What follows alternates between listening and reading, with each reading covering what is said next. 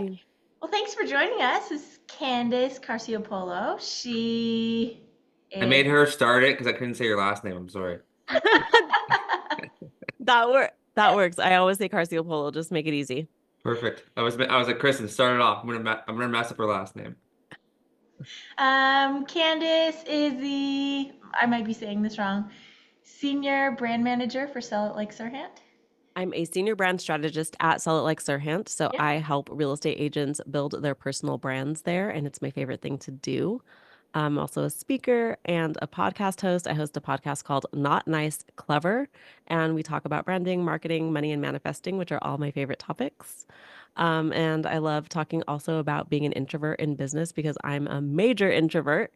And you could still be successful as an introvert in business. And I love to talk to people who maybe struggle with showing up or struggle with what their messaging is.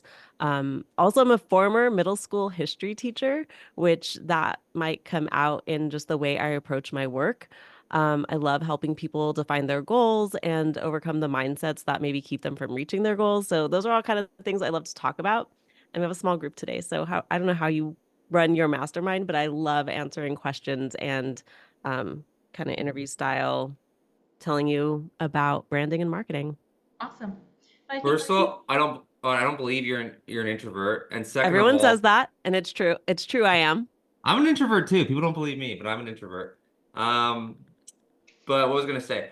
It kind of depends how you want to run it. Like if you have a presentation going and you don't want us to interrupt, we won't. No, I, But I no, I need you to interrupt because I used to teach middle school history and I yeah, never went 2 minutes before someone interrupted me. And so now if I go 2 minutes and no one has interrupted me, I think something's wrong. So okay. please 'Cause I interrupt a jump lot. in. I just Uh, interrupted Kristen and you right now, so It's my favorite thing. that's what I That's did. that's how I build relationships. Okay, perfect. So did you want us to kind of do Kristen, what did you guys want to do? What did you have set up? Did you want to do like a question and answer kind of thing, or what do you want to do? Yeah, let's just chat. Let's chat. I love it. Yeah. So kind of get us started. How did you go from being a history teacher to not a real estate agent, but a referral partner? That's right. Okay, so I taught middle school history for 7 years, and after that, I worked for an organization called Teach for America as a director there. And one of my key roles there was to coach coaches who then coached teachers. I was a coach's coach. And what I realized is a lot of people need support and accountability in backwards planning. So they set their goals and they need to then backwards map, okay, what does that mean for quarter one? What does that mean for quarter two? What does that mean for quarter three? What does that mean for my actions that I should be taking on a daily basis, on a weekly basis? And then how do I reflect on those? And so what I realize is not just teachers need that, like humans need that. And those skills that I learned while I was there, I realized were transferable. And so what it started out as being is teachers always have side hustles because they don't make enough money not to, unfortunately. And so they are yoga teachers or they like have a screen printing business or they have something else going on. And a lot of my teachers would be like, "Hey Candace, can you do what you did with me in the classroom but like for my yoga business or for my t-shirt business or whatever?" And so I started doing that and I was like, "I think I could charge for this. I think people would pay me to do this." And wouldn't it be amazing if I got to choose the clients that I got to work with? Because I was assigned teachers at the time. And, sometimes teachers were my vibe, sometimes they weren't. Sometimes I was, not the right flavor for them. And I was like, what if I got to choose the exact right person that I could work with? And so it kind of snowballed. I was like, maybe I should be a life coach because I loved helping people realize their dreams and set big goals. And so I ended up getting my life coaching certificate. Long story short, I thought I knew enough to like leave my job. And so I made a plan that I was going to leave in 6 months. I was a single woman in my 30s. And I was like, you know what? I'm too bougie to be in this teacher field of education. I always had big dreams. I wanted to live by the ocean. I wanted to, you know, make my own schedule. I wanted to go to Pilates at 11 a.m., like all these things that I couldn't do as a teacher. I wanted to go to the doctors without taking a vacation day, right? And I mean, I wanted all of that. So I made a little plan. It's a very loose plan, y'all. I saved a few $1,000s and I was like, F it, I'm going to go for my dreams. And I crossed off on the calendar every day. I was like, okay, closer to the day I'm going to quit, closer to the day I'm going to quit. And I had a few clients on the side who were paying me, I don't know, $1,000 a month total. And I was like, I think I could replace my income by just coaching my own life coaching clients. Um, and needless to say, the first year I was actually great. I matched my income the first year, and I made my own schedule, and I hardly worked. And then year two, this is where the story is gonna all come together, y'all. In year two, I was like, oh shit, crickets. How am I going to pay my rent? All of the people that knew me had already hired me. I already, my warm sphere was exhausted and depleted at that point. And I didn't know what I was going to do, but I was a single woman. My parents told me, Candice, like, this is ridiculous. You have a master's degree. You did all of this work to be in this role that you said you wanted forever, and you're quitting. How are you going to do anything? How are you going to have health insurance? Oh my God. And I didn't want to like move back home. How embarrassing. So I did what every responsible entrepreneur does, and you swipe your credit card for the last time, max that thing out, and hire a coach. And so I hired a coach, and I paid a large sum of money for her to tell me, okay, Candice, you need to show up on video, and what you're going to do is go live every day for 6 months. Like, okay, but what am I going to talk about? She's like, you'll figure it out. So I was desperate at that moment. And I was like, I just spent all of my last dollars for her to tell me this. I obviously hired her because I thought she knew something. She knew what she was doing. And so I'm just gonna do what I paid to do, I guess. And I ended up going live on Facebook at the time. This was about 4 years ago. Um, Live on Facebook every day.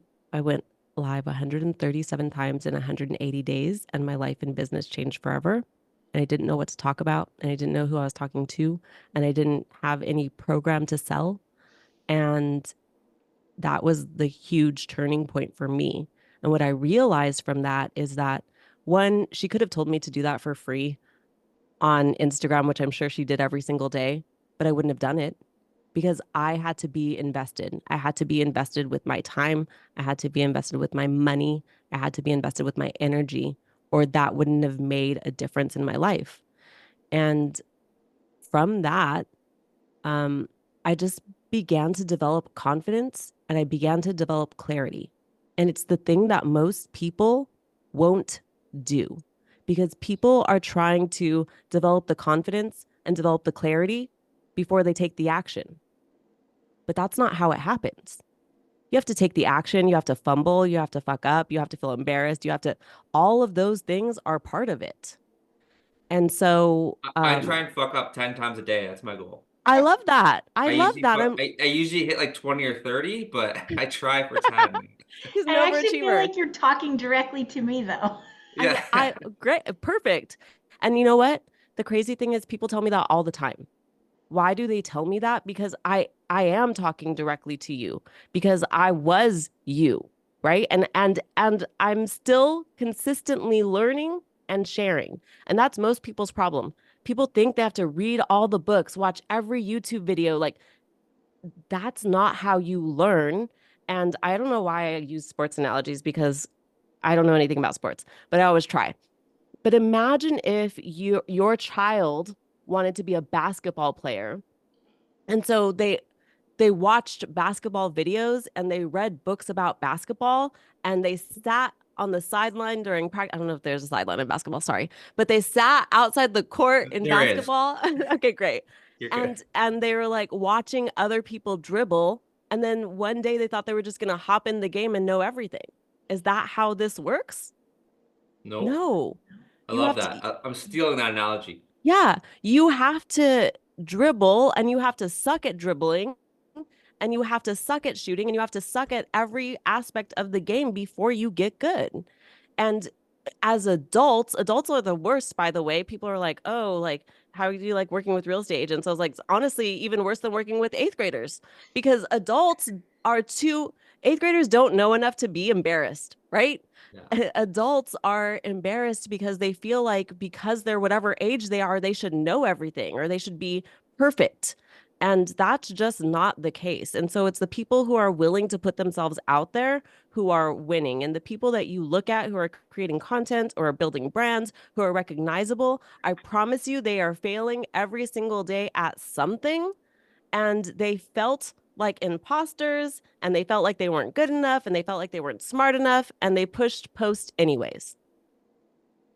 So it sounds like you're a person that will just jump right into it. Like you're a big Well, risk taker. I mean, I don't know. I don't know. I still have worries. And so what I wanted to get to real quick is Yeah. that that confidence led me to Clubhouse. I got on Clubhouse and I started talking about real estate content marketing specifically because I had a few clients who I had a lot of success with in real estate because I realized no one talks about confidence. I mean, not enough. People don't talk about how confidence and content kind of go together in the real estate space, especially at that time. And so I would get a real estate agent who was like relatively new, and I could in 6 months get them to $100,000 in GCI easily, right? Like it was a big change for someone. And because I had a few of those under my belt, my parents are also in real estate. I kind of just like grew up in the real estate space. I started focusing on realtors, and I was on Clubhouse, and Ryan Serhant and Sell Like Serhant was on Clubhouse.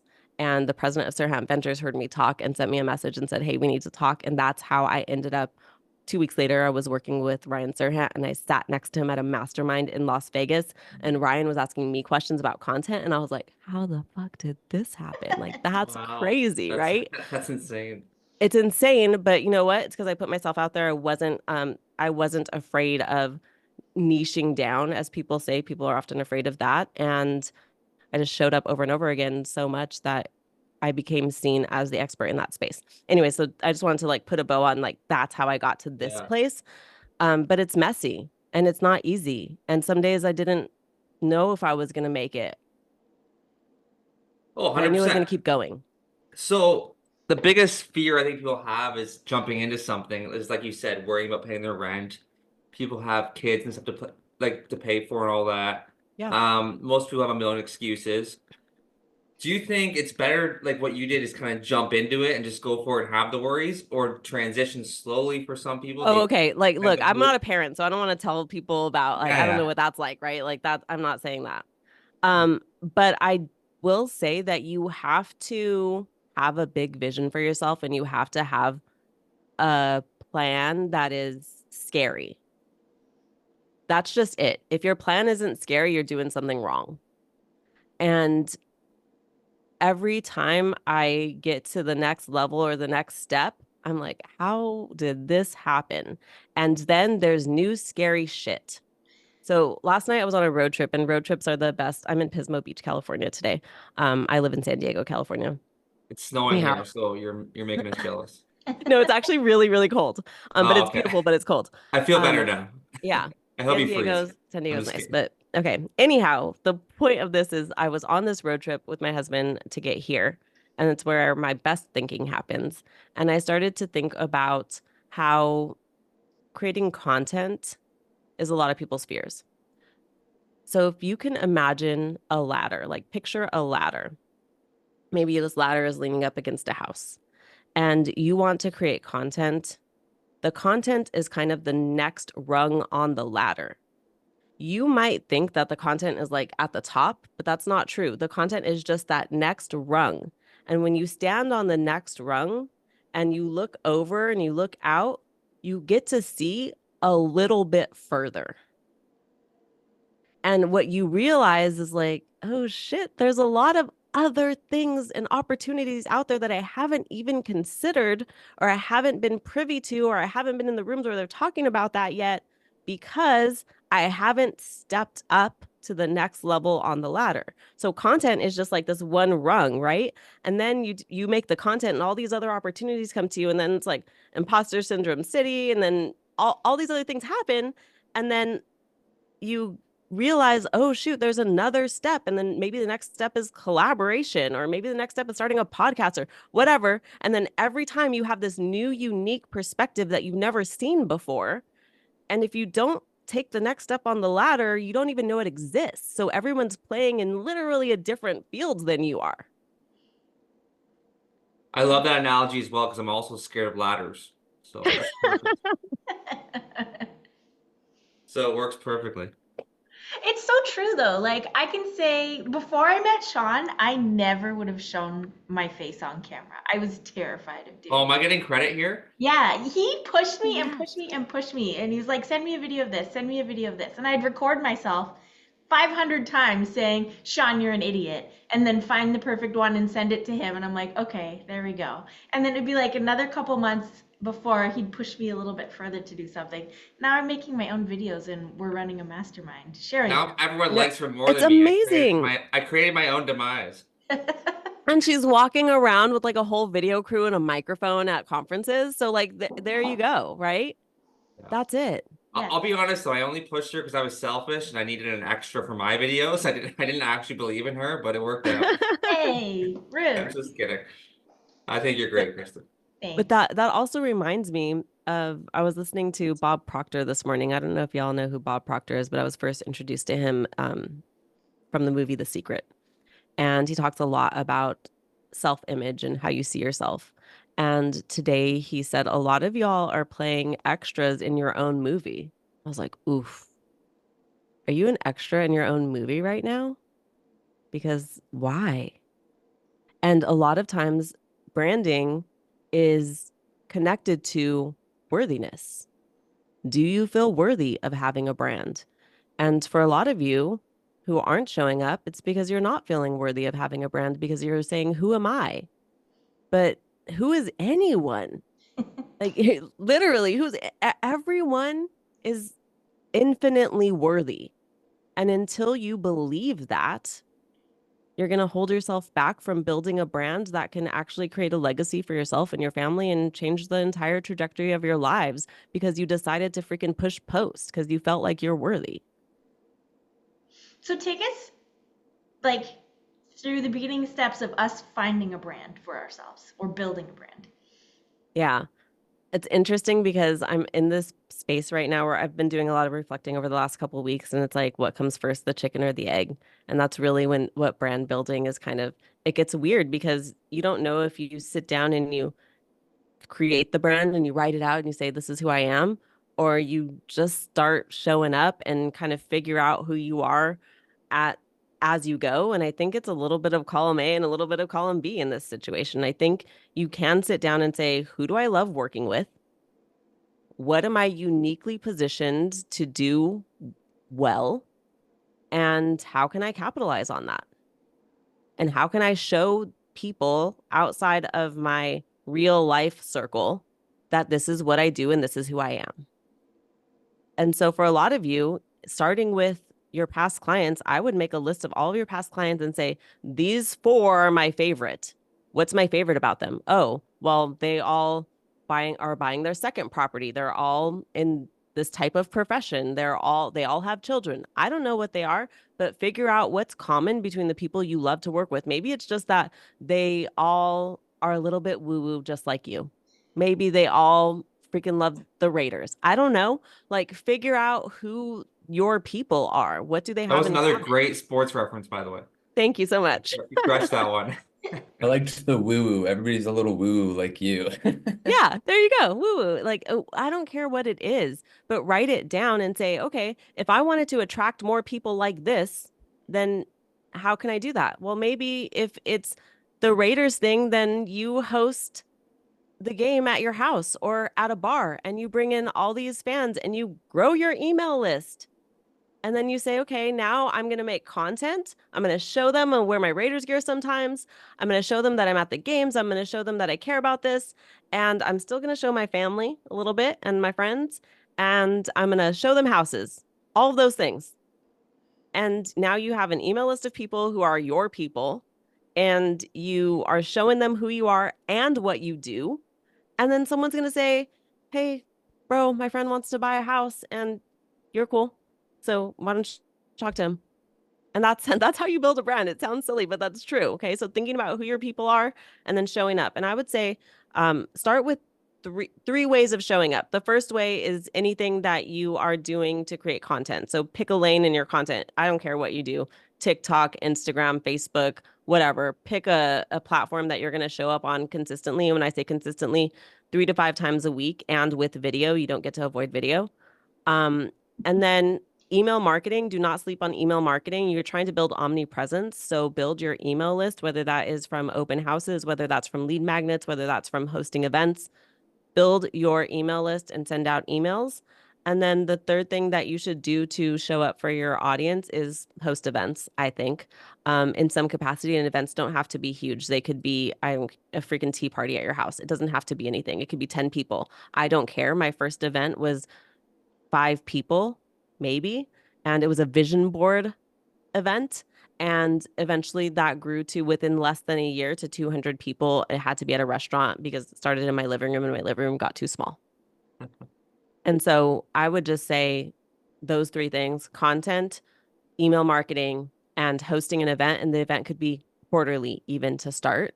But also the great thing about hosting events is that, just like hosting this mastermind, it's just something for you to talk about all the time, over and over. And you get to be in front of people. And then you get to say, hey, Candice was on and this is what I learned. And then people are like, oh, they know Candice. And it's just building that web, right? You're just on that different rung of the ladder where different things are happening that you are not privy to yet.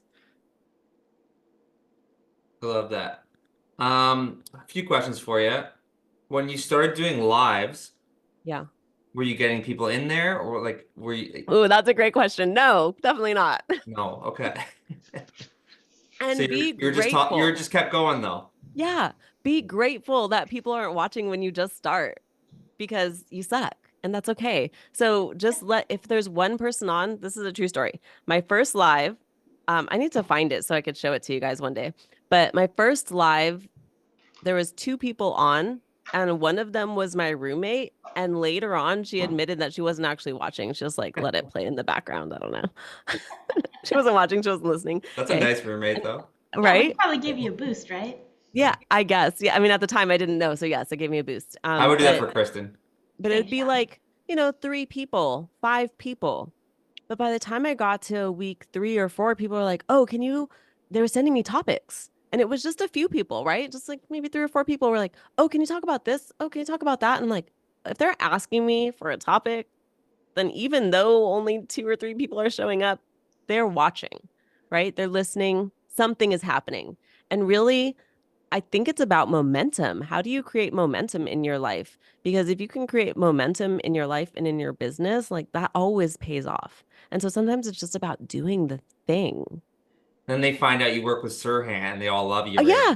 Yeah. Like that's also insane. It's like, are you kidding? Now because I work with him, you guys think I'm cool? I've been cool this whole time, you know? But no, but that's also been really helpful. But that's what I'm talking about when you're building your network, right? Is who are you spending time with? Who are you being associated with? Who are people seeing you with? Because that will also increase your likelihood of people wanting to work with you. And that's just true. So you've heard it before, but get in the room, get in the right rooms.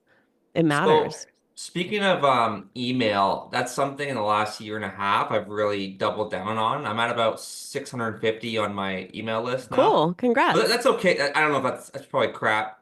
No, I think no, it's not crap, and you shouldn't talk about yourself like that. Like you've You're been right. working on it, It's so really like good. it's progress. Better than you. Yeah. Well, not better than me, but that's fine. better than Richard. I'm just kidding. Okay. No, I think it's great, specifically because I imagine that you built this organically. So some people are like, "Oh, Candice, I have 20,000 people." I'm like, "I don't give a shit. Who are those people? Where'd you get those people from? You bought them?" Like the return on that is much lower than if you build it organically, and imagining that you have built it based on whoever is signing up for this, which is genius. I love that. And maybe in person or open house. It's always better when like it's an actual human being who's interested in what you have to offer. They're all real emails. I'm getting about a 50 Right. to 60% open rate too, right? Yeah, that's amazing. So um, industry average is somewhere around 30%. So 50 or 60 is amazing. That's I'm pretty happy about that. I do a bi-weekly one though. I know some people say do more, do less. I do bi-weekly emails, but I mix them up. I do one a month that's more like stat related, and then one's more like great restaurants in the area, great events in the area, and I get different. I just noticed I just get different people opening each one. Yep. And like one lady who never opens my emails, I did Christmas events in December, and she opened it 7 times, right? So I don't know. What's your thoughts on that? On I love that. you should do emails? I would say that the data speaks for itself. So if Yeah. 50% of people are opening your emails and you're sending them biweekly, great. That's amazing. I don't think you need to send them more than that. But I love that you're using the data. You're like, okay, this person opened it 7 times, because that's Yeah. really easy to slide in and be like, hey, Julie, I just checked out this event. I thought you might be interested, and just like DM her something or send her another email that's more personal. That's like, hey, this is going on. And that's great. What I would say people mess up on most with email marketing is, the first thing is not doing it. And then the second thing is not personalizing it. So if you are sending, Sean, if you're sending like things to do for the holidays or whatever, I want you to tell me what your favorite thing in the holidays is and why. And like, how amazing the hot chocolate is at that place and why you always go, or how you had a memory from doing that when you were a childhood in your childhood, right? Because that's going to take it to the personalization, and that's going to help them remember Sean rather than every other real estate agent who's dropping in the same thing in their inbox that month. Yeah, I'm noticing that too when I do like the preview text. When I make Mhm. it really catchy too, I'm getting way more opens, right? Like Yeah, something that seems totally. more personal or something more catchy like that, right? So Yep. Yep. cool. I've had a lot of success lately. I do, same as Sean, like twice a month email. At the beginning of the month, I send out everything that's happening in town. Not everything, but what we can Yeah. find that looks like it would be appealing to my clients. But then I also do another one that's just like, we had an amazing burger at Beach Boy Burgers, and now we're on a Yes. mission to find more. Have you found anywhere good in town lately? And the number of replies you get on those emails is pretty wild. Like sometimes if you send it out to 500 people, you'll get 200 people that reply. That's crazy. I was always shocked at how many people respond to like newsletter emails, because in the past I had never responded to newsletter emails, but when I started getting responses, I was like, I should probably respond to other people's stuff too. And so now I like make a commitment to do that. Yeah. But yeah, it is surprising. You ask a question or you share something a little bit personal, like that was your favorite burger, instead of just like, here's a burger place. Yeah, That's helpful. absolutely. But I'd love to like answer questions if people have questions about building their brand or where to get started. Do we have time? I don't know what the Yeah, Yeah. time is. absolutely. People get a little shy, so I gotta call them Are they out. shy?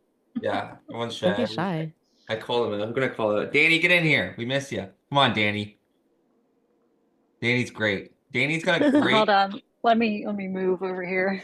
Danny's got a great personal brand, by the way. Like, she does a lot of like tours of the area and houses and stuff, and like she just Danny, you're very authentically yourself. And when I think Danny, I just immediately think of the beach. Yeah, Oh, I love that. That's great. Well, and she does it's jazz funny. hands. Tell us about jazz hands and how that got started. Well, I want to tell a backstory though. When I first started doing video, I always wanted to be funny. So you guys are hysterical. I always follow people that were funny, but I mean, I think I'm a little bit funny, but that's really not my brand. Like it just didn't work. I was trying to be too funny. So I just kind of just started being myself, and I guess they all see me as building something, which is awesome. I love that. But Congrats. wait, but you asked me a question and now I totally forgot what I was talking about. I want jazz hands. She does this thing where in all of her Oh, videos, she does jazz hands. I think Candice will like this.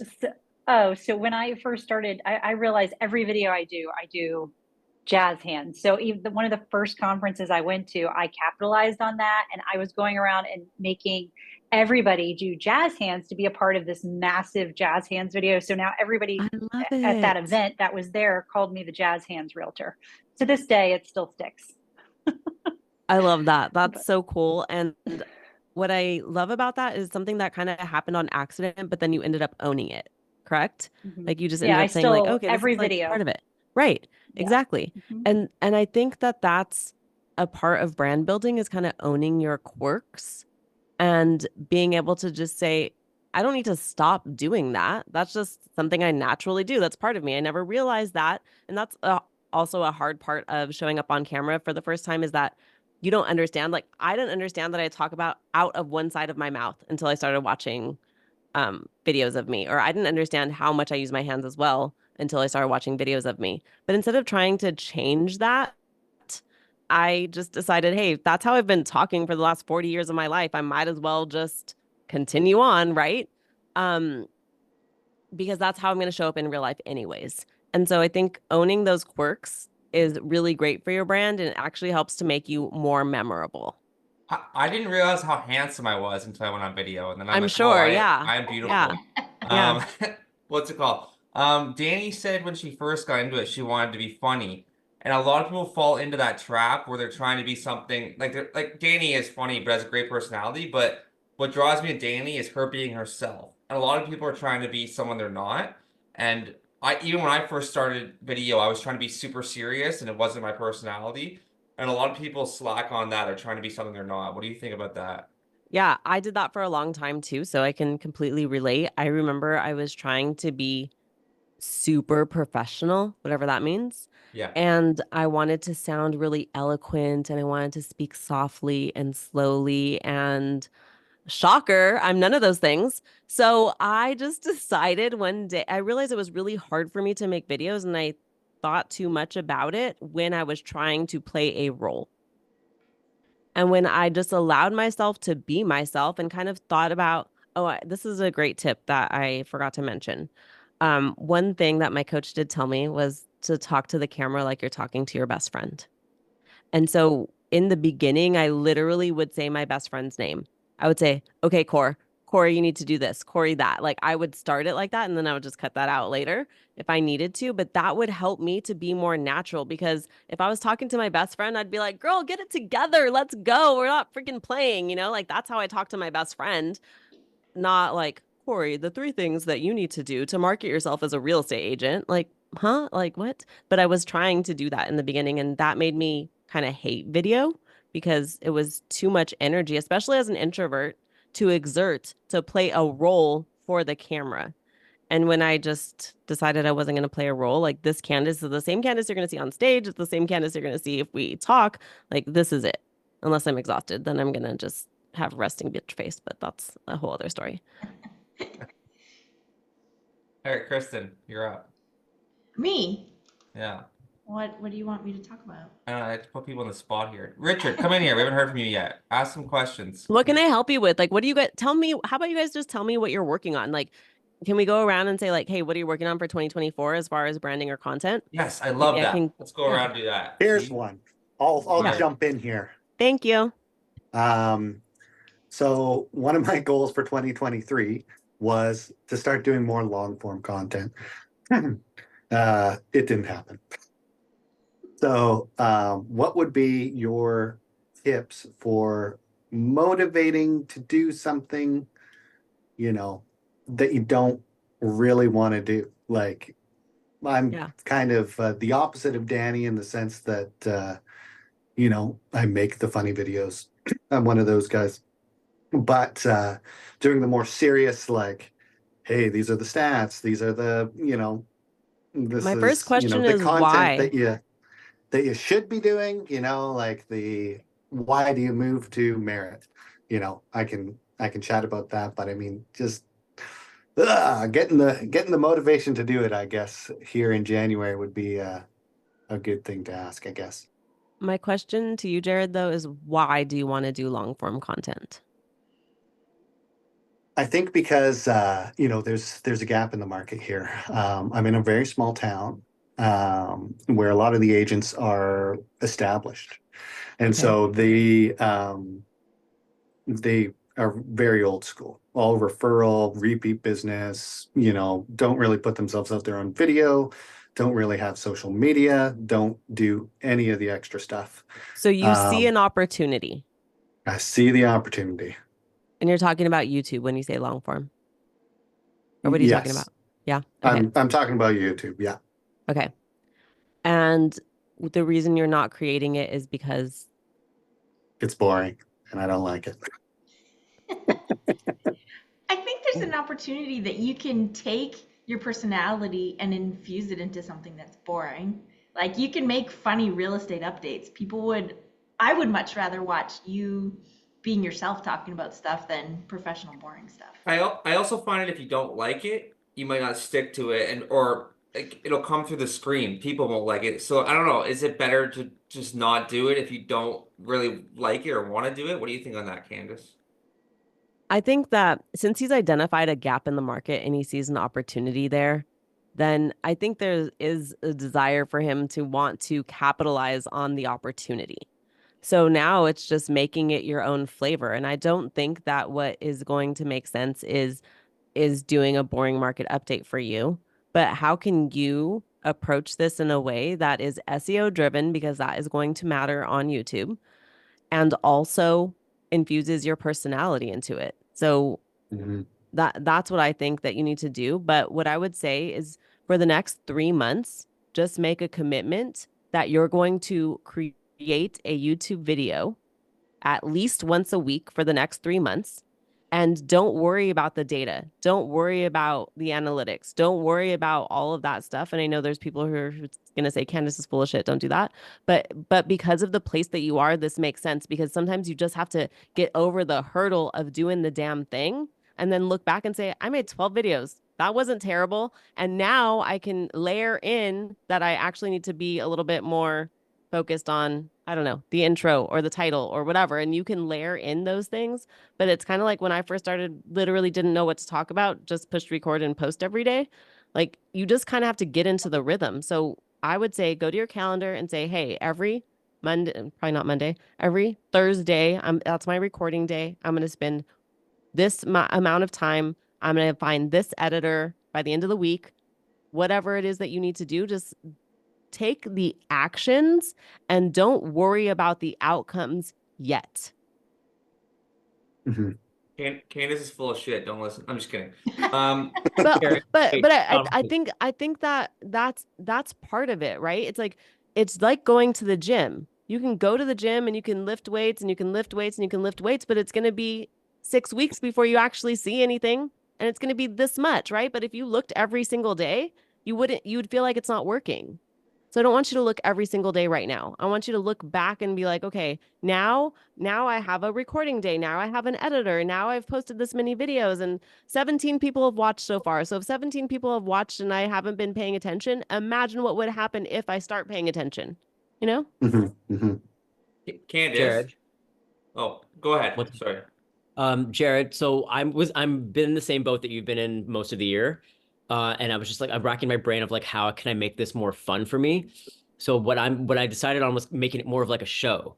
So instead of it being just like you talking to the camera for 10, 15 minutes, well, in my thing, it's going to be an SEO driven topic for the first 4 or 5 minutes. Just one topic that I can talk on that I can optimize the video with. But then the last 5, 6 minutes are going to be 3 60 to 2 minute segments of comedic things that I'm going to do and then chop up and post them on other platforms as well. So I'm going to pivot like the TikTok type stuff that I've been doing to other comedic things. But now I'm getting really excited over the fact that like all my comedic output will now be put into this sort of like 10-minute video that I'll still be able to post everywhere else. But it's and the least exciting thing is still that SEO driven. I don't even know what it's going to be. It's going to be the worst part of this whole process.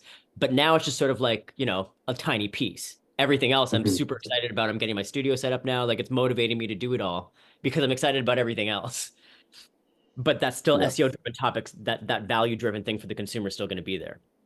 Mhm. And I was recently at a mastermind in LA, and Brendan Bouchard through the mastermind. I don't know if you are familiar with who he is, but he talked about how sometimes you have to do the shit work. And the shit work is what it takes. Like, my husband and I just bought our first commercial property. Whew, learning a lot, y'all. It just closed on like the 22nd of December, okay? And we're like, oh, okay, well, if we knew all of these things that we didn't know before we closed on this property, like, we might have been scared to do this, right? But every day we're just reminding each other, well, this is what it takes. Like, this is the kind of life we want. We want to own multiple commercial properties over the next few years. And so this is what it takes. So now we need to learn to find the right partners, to take the next step, to fill out these weird applications and permits that we didn't know we needed, right? But we just look at each other when it's hard and we're like, this is what it takes to live the life that we want to live. And so if what it takes is to be bored for 10 minutes to change the legacy of your family, like, fuck it. Do the damn thing. Mic drop. That Oh, was it. that was it. Another thing I think people get caught up on, I know I get caught up on this in long form, is again, like with short form, trying to make it perfect. Like, you watch these great YouTube videos and you don't see what they went through. They've been doing it for 7 years or whatever. You don't see what they went through to get to that point. And people spend so much time, perfect video camera, perfect editor, perfect all this stuff, and they don't realize that just doing, like you said, just jumping into it is going to be the best way to learn. You can read every book you want to on YouTube, but until you do it, you don't know how good it's going to be. Exactly. Did you have a question, Richard? Not really a Comment? question. Comment. Candice, good to see you again. Good to see you. I think like building your brand, like, you know, your big thing is building like the personal brand. Would you say that, you know, what Jared is talking about, what Andrew, what Sean, most of us in here are creative content creators. So whether it's funny or original, we're doing things a little bit different than 90% of the other agents that are on social media right now. So would you say finding what you like to make, which is, you know, for your avatar and shows your personality, even for YouTube, is kind of the key to sustainability?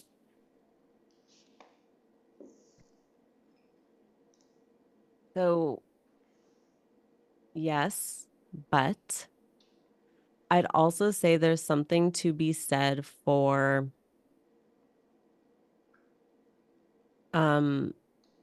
sometimes I do things that I don't want to do. For example, I didn't want to be a writer ever. I hate writing. And I was pushed by someone to start blogging, to start writing. So now I have like a newsletter on LinkedIn, and I have a blog page on my website. And they're like, Candice, you have so many frameworks, so many things that you teach your clients. You should just write them out so people can use them. And I don't see myself as a writer. I hate it. But I sat down and I started writing. And I have made hundreds of thousands of dollars from freaking writing blogs, and it doesn't make sense, right? And it's from people seeing my blog and saying, that's what I need, and now I want to hire her. So do I like writing?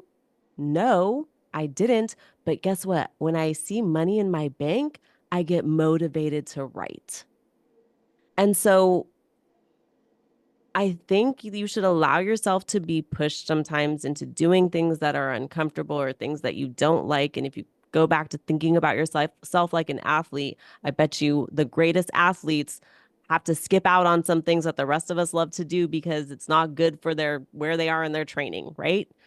And they do things differently so that they can get different results. And so, yes, I want you to approach your work with joy and enthusiasm, and you are going to be more sustainable when you do that. At the same time, if we're talking about growing and scaling and making some real money, you're going to have to do work you don't like to do. But wouldn't I totally agree, but I guess my thought is more putting your spin on that to make it more so your brand and something. Yes. Yes, because my voice is still coming out in my blog. Yes. I'm not like a yes. Yes. So what, like, Jared doesn't necessarily like or want to do YouTube, knows he needs to, but if he finds a way to do that thing he doesn't like, but add his spin to it and his voice, over time, it may seem more fun to do after a while, after you put in the reps and it seems a lot more fun when you start getting clients, I promise you.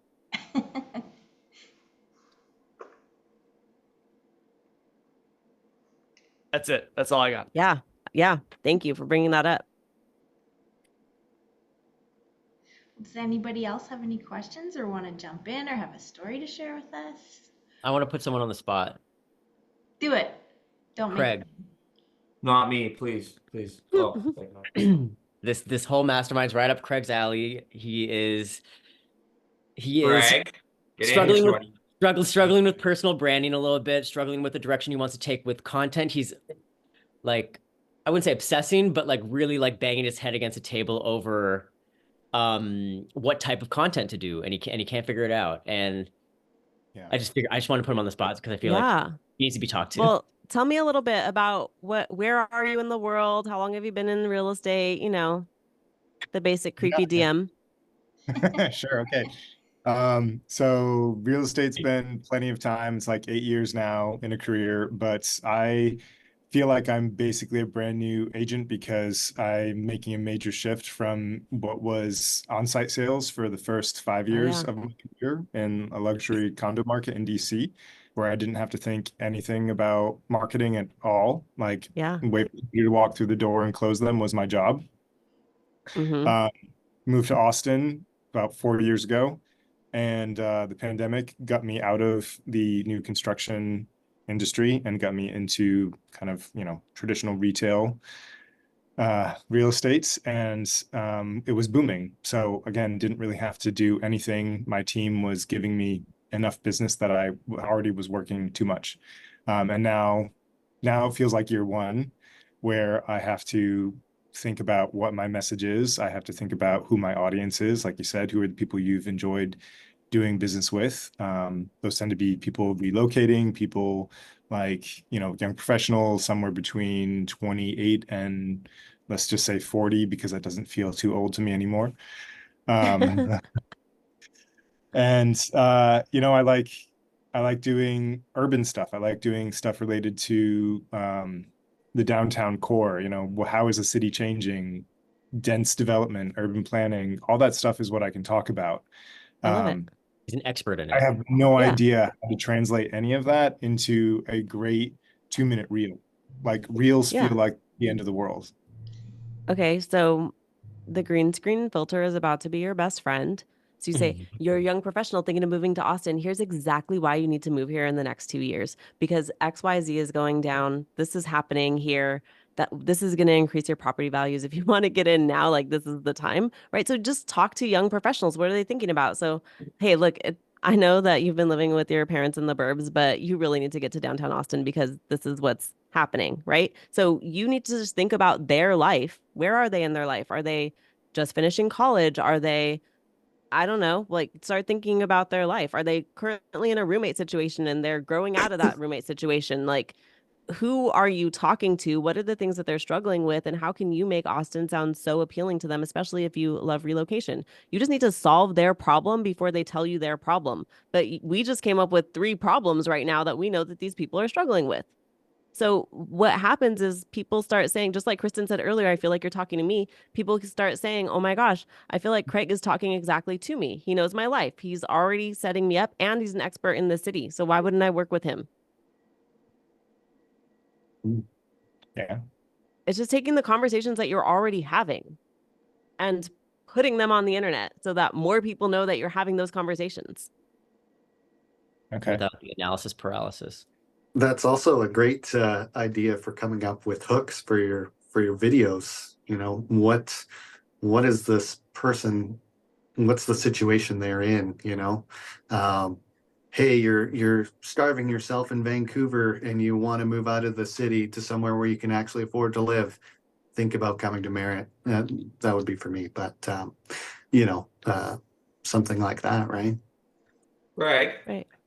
If you're tired of like washing your dishes and taking a shower at the same time, then here is the place where you can, you know what I mean? Like start thinking about what is their actual struggle. Like that might be more of a New York issue, but like what is their actual struggle? What they're tired of living in their parents' basement, they're tired of living with roommates, they're tired of having to commute to work and drive to the city every day and they actually want to just live in the city. I don't know what Austin's like, sorry. But just figure out what are they struggling with and how can you solve that problem for them in like a human way, not always dollars and cents. Sometimes dollars and cents, but not always.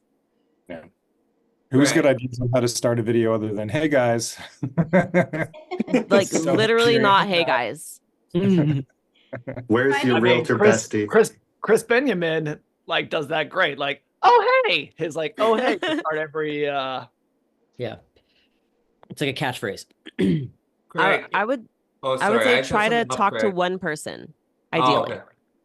Hold on. What? Am I talking? Can anyone hear me? Yeah. Yeah, Okay. we're just ignoring you. Okay, that's Yeah. okay. On my own podcast. I'm just kidding. A big thing if you're struggling with starting out with content and you want to like talk about your area, I find, is using other content, like grabbing a news article and green screening it and literally recording it, and it's about your area, and like to say write in the comments, what do you think? It's a great, like I'm finding even I'm doing that. I don't struggle with content really, and I'm getting way more like on TikTok and YouTube, way more responses than I ever have. And I didn't have to come up with that. I just literally am reporting what I see. Green screen content builds your authority really, really quickly, and it starts a lot of conversations. So I used to live in Las Vegas. So for example, Las Vegas is getting a baseball team and it's the A's. And so there was a news article about the A's going to Las Vegas. And now Vegas is going to have football, baseball, talks about Hockey. basketball, I think hockey, that we already have hockey. Yeah. And so like, that's like a whole change from in Vegas. So a client of mine just started talking about that, got a lot of views and a lot of comments because that's going to increase property values and just change the whole game. Now they're starting to develop in Las Vegas condos for athletes, essentially with athletes in mind. So kind of also increasing price points there really quickly and easily because they're like, well, athletes are going to need a place to live. They're not going to want to live far away from this. And so they're building specifically with athletes in mind.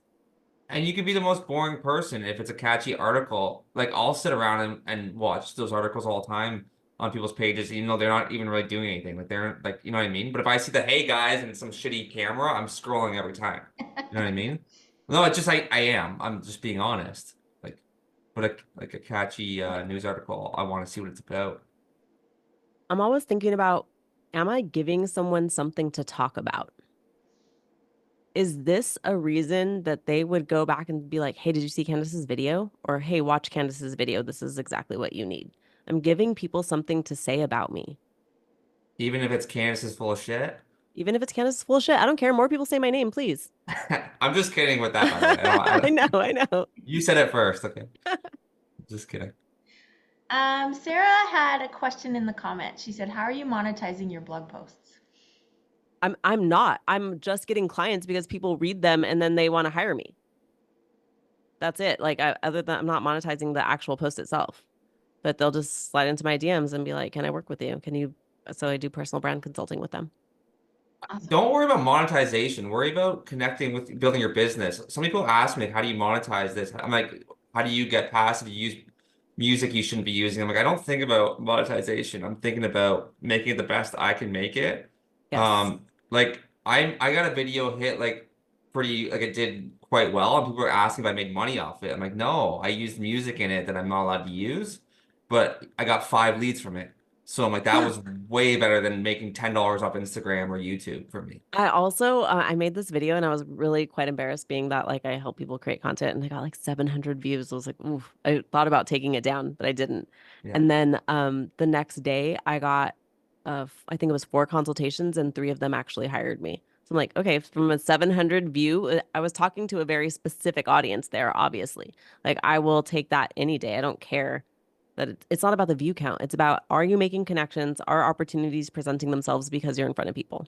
Yeah, I got just as many leads from Instagram with less than 1,000 followers as I do with 8,000 followers, right? Like, because I had more of my sphere then, right? Now I have way more realtors. So yeah, a lot of people are trying to be influencers and stuff on there. And it's not about that. If you're building your business, I agree. It's just about hitting the right audience. Yeah, I think a lot of us get lost in that we're watching the views and we're watching the number of likes and comments and everything that's coming in on social media. But the most important thing is that people in your city or people that you are friends with and that know you are seeing your content and being reminded of you all the time. So all that other stuff is vanity metrics. Like Kristen, you do memes that get 1 million views, but then you do a video yesterday, you interviewing people in London. That's going to build your brand better, probably the London one. Yeah, definitely. For sure.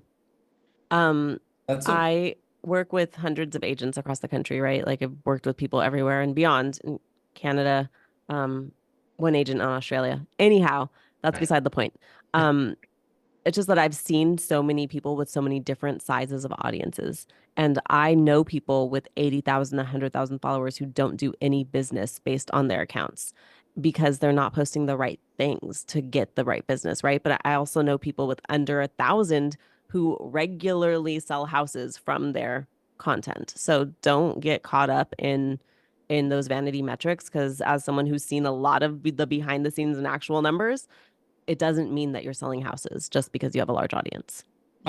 I just got a referral from my mortgage agent who has the most boring content in the world. She has like 300 followers, but these people found her from her video on Instagram. Yep. That's how she got these people, right? So I'm like, geez, that's awesome. But it's very informative stuff, and she's being herself, but it's boring. But you know what? These people thought it was very helpful, and they reached out to her. And that's something I'm trying actually too, is just post and dump it. So post it and just forget about it and not try to look at all the views and the likes and whatever. And honestly just never look at it again. I agree and disagree because you have to learn from it to be better too. But yes, don't stress about how it's doing. But you want to see where, like if one did better than the other, you want to see why it did better, right? Yeah. And Yeah. respond to the comments. That's important. And Yeah. something that I'm trying to do better in 2024. Yeah, I'm finding like the simple 5-second reel is getting the most views and the most interactions than anything that's like 5 minutes long and it's gonna bore people, right? But is it the But right also, view? is it, yeah. Oh, that's true. That's true. Because like if you can get 1 million views from India, but they're not going to turn to clients, right? You And don't know what I'd also rather you have conversations in the DMs. That matters to me because that's where sales happen, honestly. Yeah. And stories, I find too, like getting things that people respond to your stories, because then you're actually directly talking to them. Sorry, Candice, I'm not trying to. I'm trying to No, that's supplement it. your stuff here. Yeah, oh yeah, I need all the supplementation, please. But yes, you're right, and because stories are the DMs, right? When they respond to your story, they're in your DMs. So you do want people to engage there. That's what I care about more than views. Don't steal my idea. I said stories first, okay, Candice? It's really the social part of social media. And some of these big accounts, even though they get 1 million views, can you talk to 1 million people in a day? No. So you'll look at their engagement. It's like, well, they don't answer comments. They don't answer, maybe there's things going on in their DM, but if they got 1 million DMs, who's going through that? So if you have 1,000, 5,000, whatever, you can only have relationships with so many people before it becomes too much anyway. And no one cares if you get 1 million views anymore. It's not rare anymore. Like it used to be like you're on Oprah the next day. Just everyone I know has had 1 million views on something now. And like you still have to wake up the next day and make content. So don't, you know what I mean? Yeah. Yes. Yeah, that's the thing. Like this is not, it doesn't end. And I think so many people think like, okay, I'm gonna do this and then it ends. It's like, no, it's new shit that you have to learn and you just keep going. Yeah, people will forget it tomorrow. Like if you got 10 million views, I don't care. You know what I mean?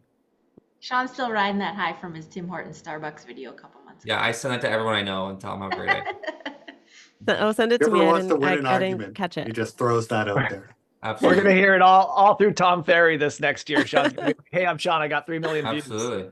That's I have it on my shirt. I love it. It's just a QR code that takes you directly to the video. Hilarious. I love it. Can you please wear that to the next Real Conference? Absolutely.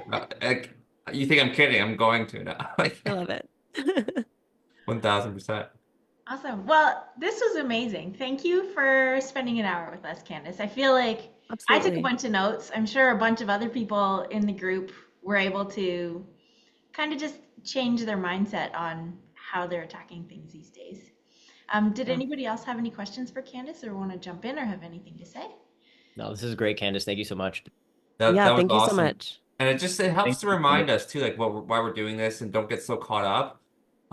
Like I'm big on I always answer my DMs, but I'm getting big on too. Like I sign up if I'm getting too worried how the video is doing, I'll sign out of Instagram for an hour and then go back into it, right? So there you go. Yeah. If you all could do me a favor and take a picture and post it on social media, that would be the biggest compliment to me because that's how I get my next client. well, make sure I look good. Oh gosh, is that your good side? I don't know. Whoa. That's it. Oh, that's it. Your t-shirt, you're not getting a t-shirt now, okay? You're not getting a Sean King hit 3 million views t-shirt, okay? Is it done? Did you get it? You get it? Thank you, everyone. Get it? Thank you, Candice. Yeah, thanks so Andrew, much. your camera looks like you dropped it in the mud. All right, thanks a lot. Thanks, Candice. Thank you so much. Bye. Bye, Candice. Thanks so much. That was awesome.